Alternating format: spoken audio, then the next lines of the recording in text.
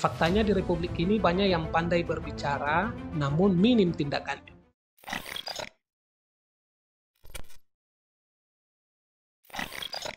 Fondasi kebebasan berekspresi saat ini kembali bergoyah dengan sebuah tayangan video pernyataan salah satu politisi senior di Republik ini, yaitu Pak Roky Gerung, yang dinilai menghina Pak Presiden Jokowi. Pernyataan Pak Roky Gerung ini terekam jelas dalam unggahan akun YouTube SPSI dalam acara konsolidasi akbar Aliansi Sejuta Buruh di Bekasi. Apa yang diucapkan Pak Roky Gerung sampai viralnya sejagat Nusantara ini? Simak videonya sebagai berikut. Tetapi ambisi Jokowi adalah mempertahankan legasinya. Dia masih pergi ke Cina buat nawarin IKN. Dia masih mondar-mandir dari satu koalisi ke koalisi yang lain untuk mencari kejelasan nasibnya tuh. Dia memikirkan nasibnya sendiri. Dia nggak pikirin nasib kita.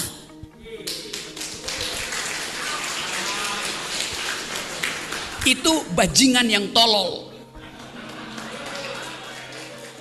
Pernyataan Pak Roky Gerung dalam video itu pun sontak mendapat kecaman dari publik, tak terkecuali juga dengan para pendukung Jokowi, karena dinilai menghinakan.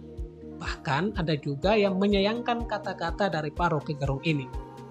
Lebih dari itu juga, tak sedikit pendukung Jokowi melayangkan laporan ke pihak kepolisian atas pernyataan yang disampaikan Bang Roky Gerung atau Bung Roky Gerung ini. Bertemu dengan pemimpin negara untuk memperkuat hubungan-hubungan bilateral. Jokowi disebut sebagai bajingan tolol dan bajingan pengecut. Ya, ini adalah cara Roky Gerung untuk merendahkan martabat kepala negara. Ini adalah penghinaan. Jadi kalau dia berani mengatakan Jokowi bajingan tolol, bajingan pengecut, saya lebih cocok mengatakan ya Roky Gerung sebagai bajingan sampah yang sebetulnya nggak ada apa-apanya. Misalkan salah satunya dari Al-Misbat atau Aliansi Masyarakat Sipil untuk Indonesia Hebat, yaitu Teddy Wibinasa, bahwa pernyataan Bung Roky Gerung ini justru tidak mencerminkan asas demokrasi yang baik atau mencerminkan upaya untuk menjaga serta merawat demokrasi di negeri tercinta kita ini. Pernyataan dan sikap Roky Gerung tidak menunjukkan upaya untuk menjaga dan merawat demokrasi, kata Teddy kepada JCC Network pada Senin 31 Juli 2023. Memang ya teman-teman sekalian, seperti kita tahu ya bahwa pernyataan yang penuh kontroversial, bahkan nyinyiran pedas dari Bung Roky Gerung ini tidak sekali dilakukan. Kadang-kalanya masuk akal, kadang-kalanya juga justru amblas dan bias sebagai kehidupan berbangsa dan bernegara kita. Bung Roky Gerung kerap melontarkan kritikan kepada pemerintahan saat ini, khususnya kepada Presiden Jokowi. Apakah Presiden Jokowi marah? Saya rasa tidak, karena saya yakin dan percaya bahwa Presiden Jokowi tentu menjunjung tinggi asas demokrasi, yaitu kebebasan berpendapat di muka umum. Saya ingin menggarisbawahi bahwa memang kritik itu sah-sah saja ya teman-teman sekalian dalam sebuah negara demokrasi seperti kita, Indonesia ini. Akan tetapi, kalau berlebihan dan tidak mampu mempertanggungjawabkan apa yang dikritik berupa data yang autentik, dalam artian kritik yang konstruktif, maka justru ini menggoyang pondasi dari demokrasi itu sendiri. Kami sebagai generasi muda, generasi milenial, tentu sangat menyarankan para politisi di Republik ini agar cobalah memberikan pendidikan politik yang baik.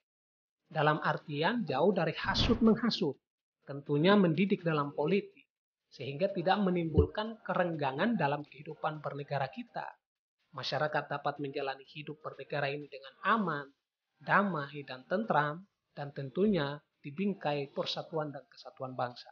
Apalagi ya teman-teman sekalian, menjelang pesta demokrasi pemilu 2024 ini, tentu suhu politik dalam negeri tidak seperti biasa.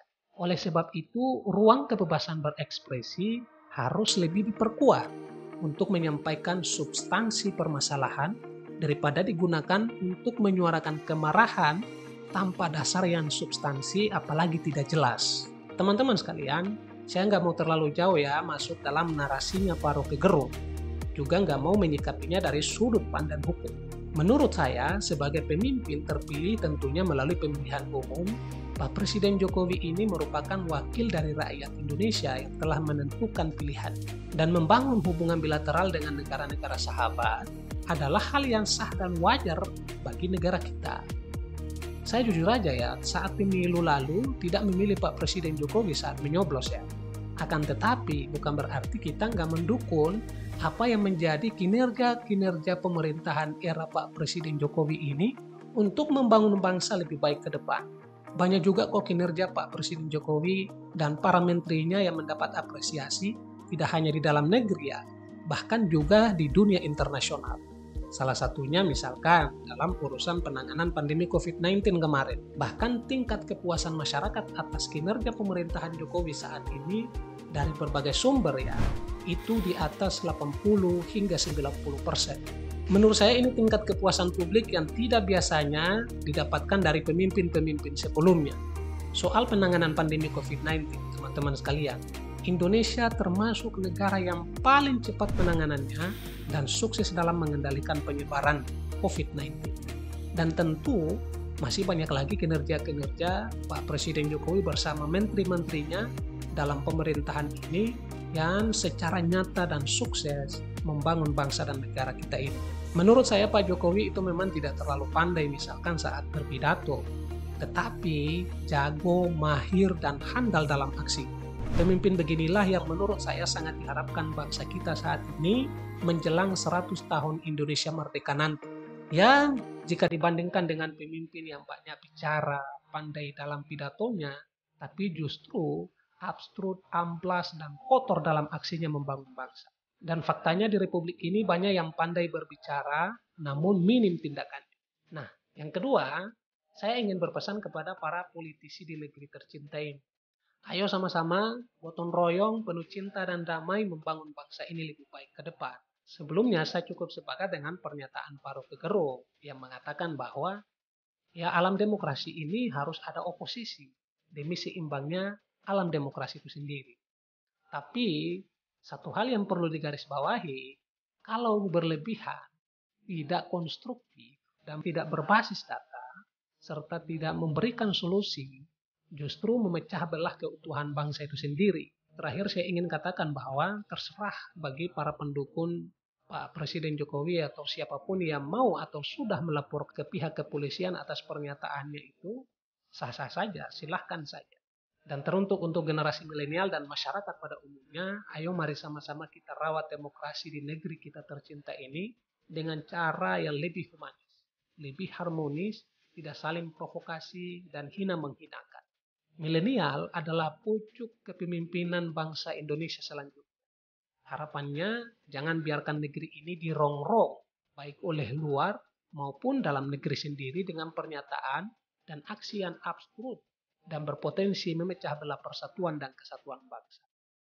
Salam Merah Putih, salam Indonesia Raya, sampai jumpa di video-video selanjutnya.